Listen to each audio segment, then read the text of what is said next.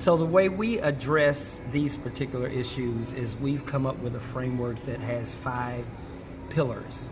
And these 5 pillars are what we use to build real relationships. So the first pillar is frequency. So, which has to do with time, of course. Frequency has to do with time, and are we making enough time to build these real relationships? And it's not just episodes of like, oh, let's have a diversity day. Let's go out to this neighborhood and see these people who are different from us. It's constant frequency of contact. So, and the next pillar is proximity, meaning nearness. I mean, are we really bringing ourselves into really close contact with one another? And also realizing that as we do that, we have to really be intentional about all of this work, because the civilization that we live in right now really has worked very, very hard to keep us separated.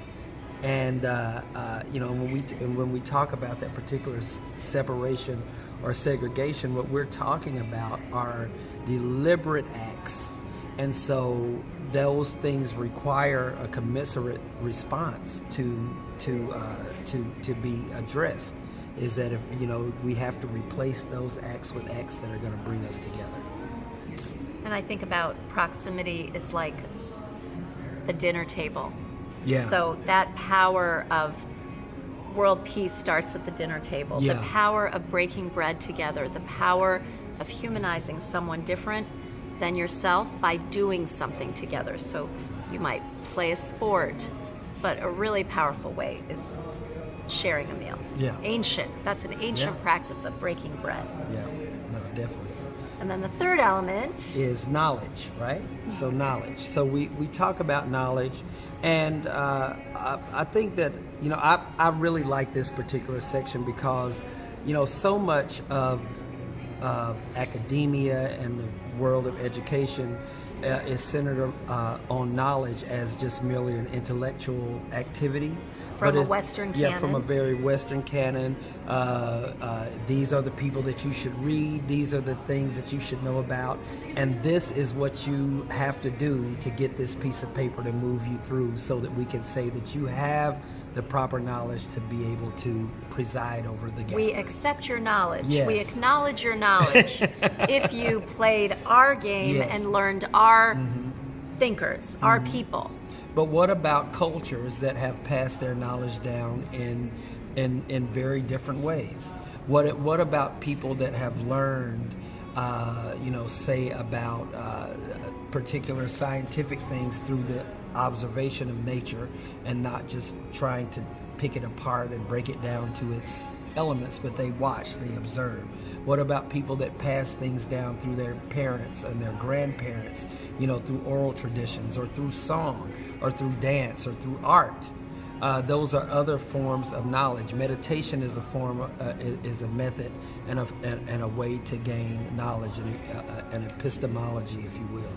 So it's in that particular section that we examine and offer people an opportunity to actually look outside of what they thought knowledge was, or the methods that they thought were the primary ways that they should seek knowledge, to give them an opportunity to look outside of that and find other ways of seeking knowledge.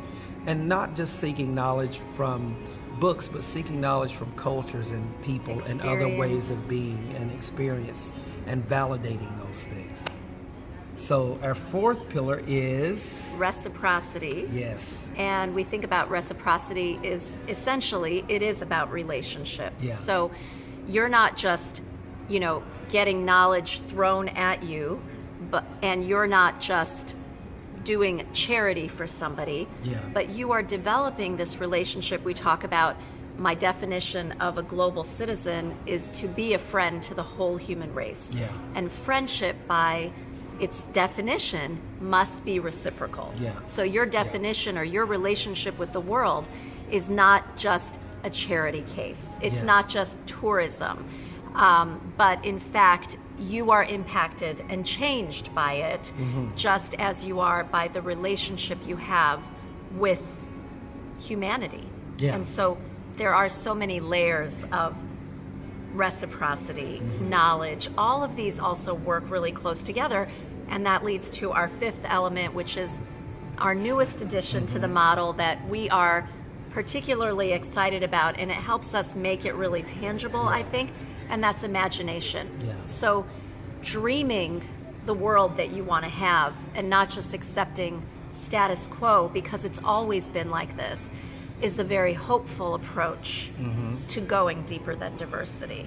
And so using imagination as a way to tap knowledge, unlock knowledge.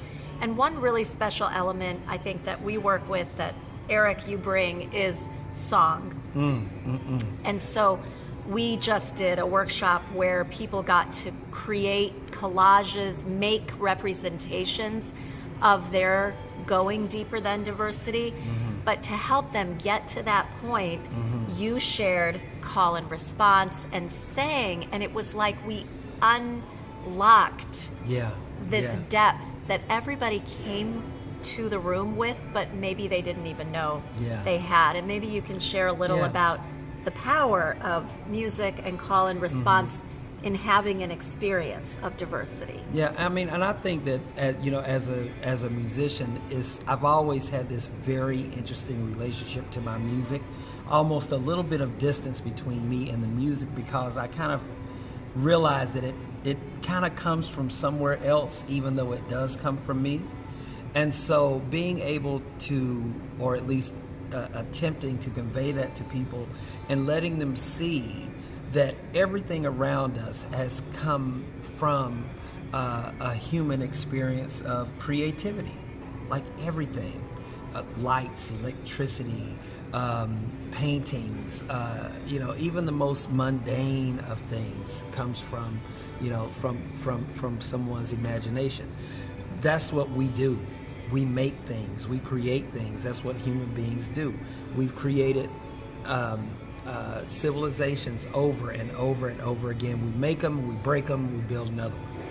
And so I think that what we have to do is we have to really kind of capture that courage to be creative and realize that we actually might have to build an entirely new civilization.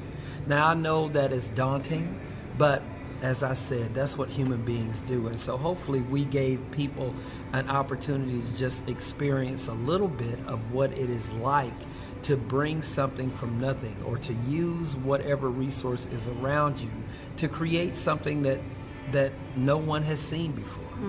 It is a civilization building process. It is. And one of the things we talked about when we started our workshop this morning is that a lot of everybody coming in had needs. They were probably bringing checklists of needs that they had to, strengthen their strategic plan, to realize greater inclusion and equity at their school, to do a better job at hiring, and all kinds of things.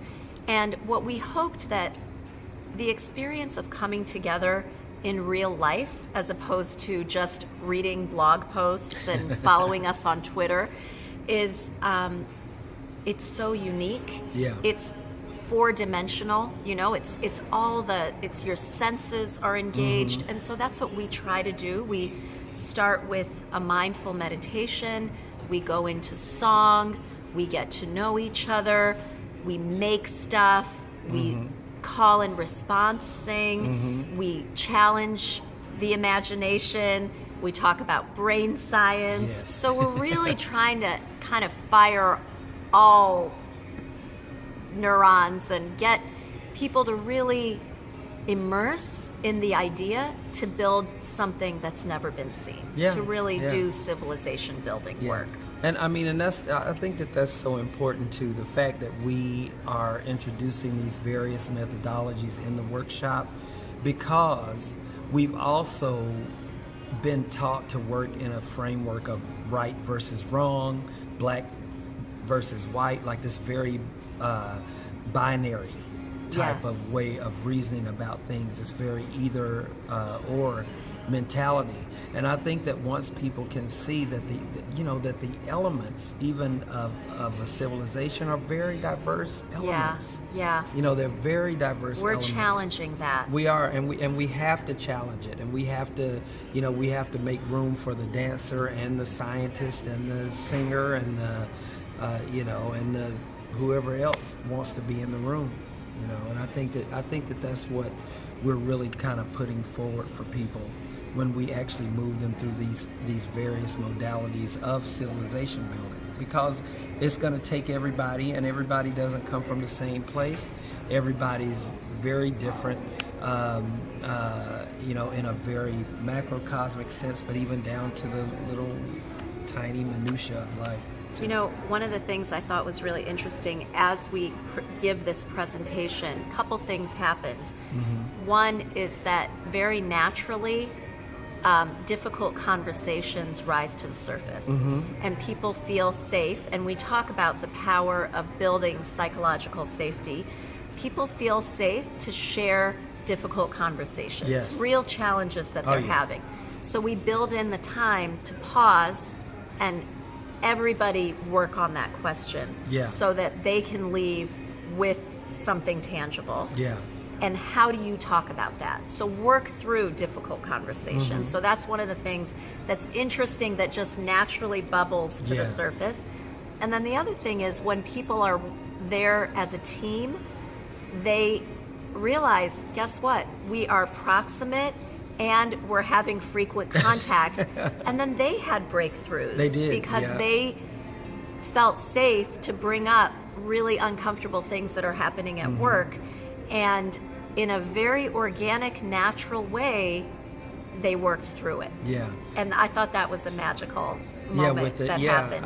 I thought it was too. And I'm constantly thinking about the context that is being created. Like you think about, okay, well, what if we could replicate that context, at these schools where people actually feel comfortable saying uncomfortable things, and maintaining their dignity, maintaining their calm, but also it's okay to get emotional. Yeah, it's totally okay to get real, because we've created this place of relationship. Yeah, no, and that was a good moment.